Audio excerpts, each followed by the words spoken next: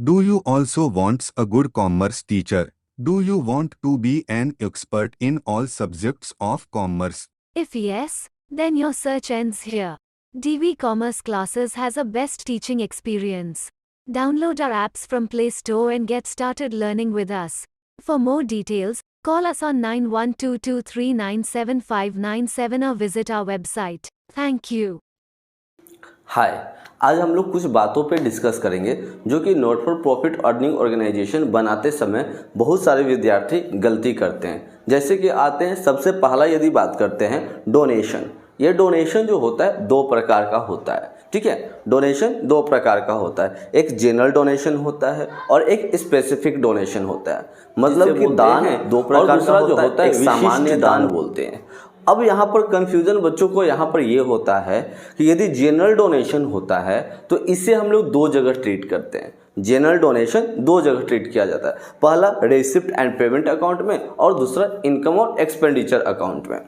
जबकि यदि कैपिटल जो आपका जो है स्पेसिफिक डोनेशन कोई है, कोई खास कारण के लिए डोनेशन मिला है, जैसे कि डोनेशन फॉर बिल्डिंग, ठीक है, तो ये जो होता है दो जगह जाता है। पहला आपका जाता है रिसिप्ट एंड पेमेंट अकाउंट में और दूसरा जाता है बैलेंस शीट में। बच्चे गलती क्या करते हैं, स्पेसिफिक डोनेशन जो होता है उसे भी इनकम और एक्सपेंडिचर अकाउंट में डाल देते हैं, पहला गलती।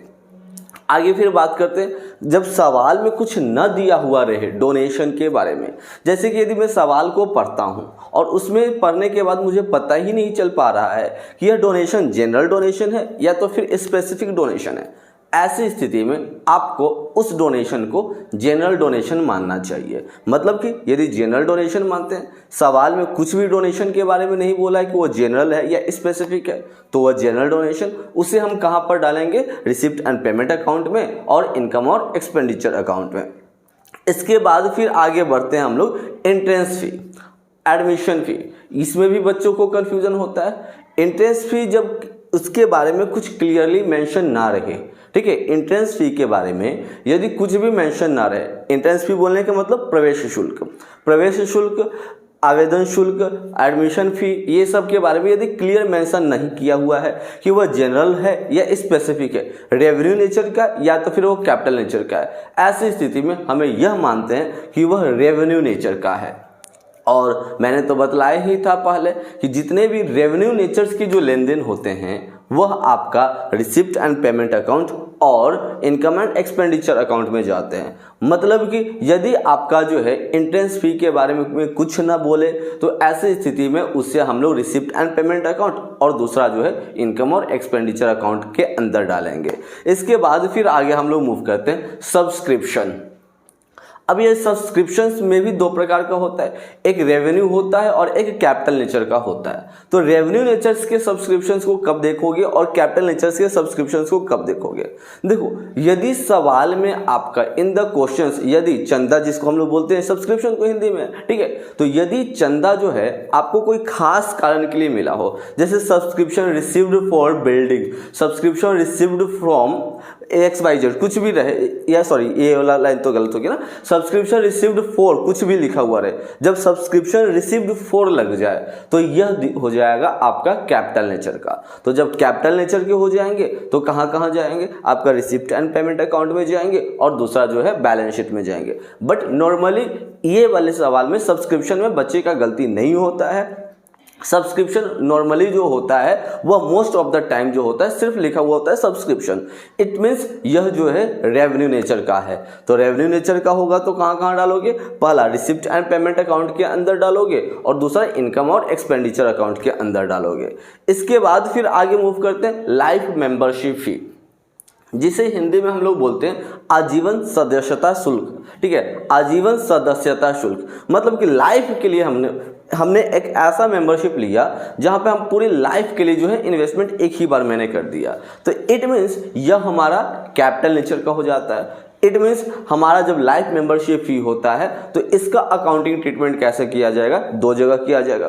पहला रिसिप्ट एंड पेमेंट अकाउंट में जाएगा और दूसरा बैलेंस शीट में जाएगा। कुछ बच्चे इसे भी जो है इनकम और एक्सपेंडिचर अकाउंट में डाल देते, नहीं ये गलत है। आप लाइफ मेंबरशिप फी यदि दे रहे हो, मेंबरशिप फी देते हो, सिर्फ मेंबरशिप फी में बोलो तो हो सकता है कि नेक्स्ट ईयर में भी फिर से देना पड़ जाए, नेक्स्ट ईयर फिर से मुझे देना पड़ जाए। बट मैं बोलता हूँ लाइफ मेंबरशिप फी मतलब कि पूरी लाइफ तक, जब तक मैं जीवित हूँ तब तक का मैंने एक बार ही पैसा दे दिया, उसे बोलते हैं लाइफ मेंबरशिप फी।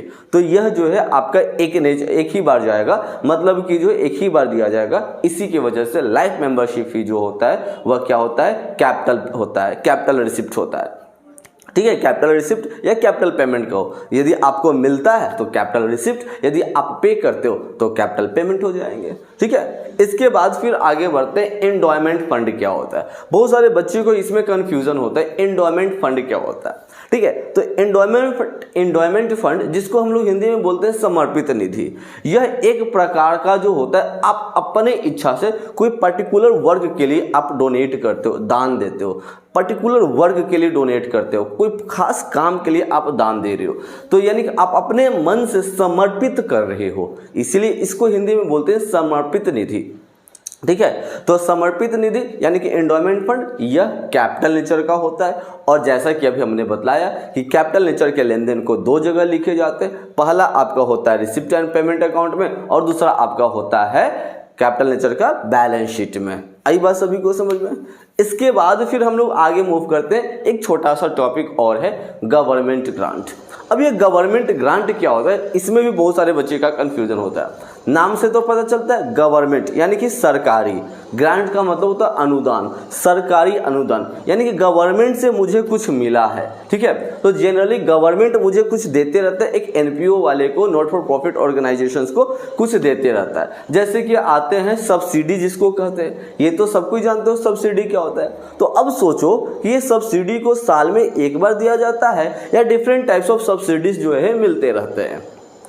तो यदि आप सोच लिए होंगे तो आपका जवाब यह आया होगा कि यह सब्सिडी जो है बार बार मिलते रहता है, मतलब कि subsidy is a part of revenue transactions. तो सब्सिडी क्या हो जाएगा, गवर्नमेंट ग्रांट क्या हो जाएगा, तो गवर्नमेंट ग्रांट जो है वह रेवेन्यू ट्रांजैक्शंस है। It means it will be shown in two places, दो स्थान पर इसे दिखलाए जाएंगे।